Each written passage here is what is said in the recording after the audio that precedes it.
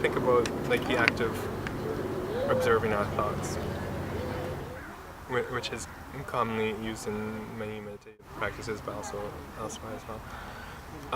And then we think of, well, then am I the one observing the thoughts, or am I the observer, or am I the one observing the observer of the thoughts?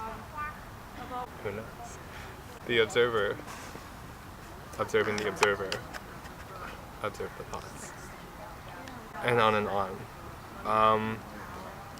And maybe at some point you might come back to sort of the essence of who you are, following that train. And it's interesting because I think it's more difficult to verbalize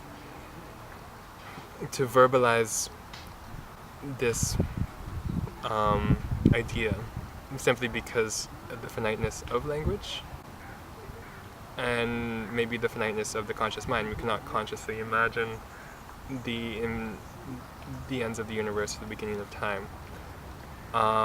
Maybe some people can, but by sort of being aware of our unconscious sort of self or state or subconscious, it could be any other types of underconsciousness. I think in many ways we can be aware of, tap into that state of being, of the completeness of all the different layers of our cells that exist both on a physical and other. And also just to feel. Mm-hmm. I feel like there can be often when we don't feel ourselves, especially when we don't feel pain ourselves or anything, it's harder to believe that other people do as well. So I think there's an aspect of a facilitation of empathy that comes through the being, the feeling, and of the being in our own body, of in that sense of being able to be grounded and be able to understand our own bodies more. In that sense, I guess when I do observe my true essence, I also observe your true essence.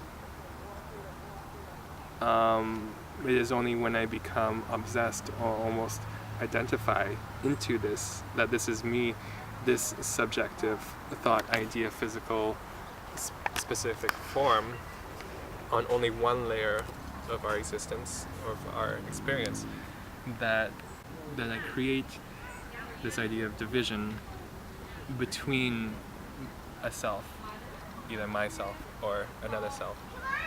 And yeah, we can talk about those later.